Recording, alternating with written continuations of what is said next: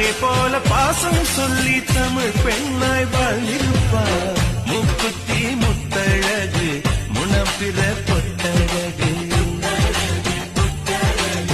பொள்ளாச்சி மண்ணில்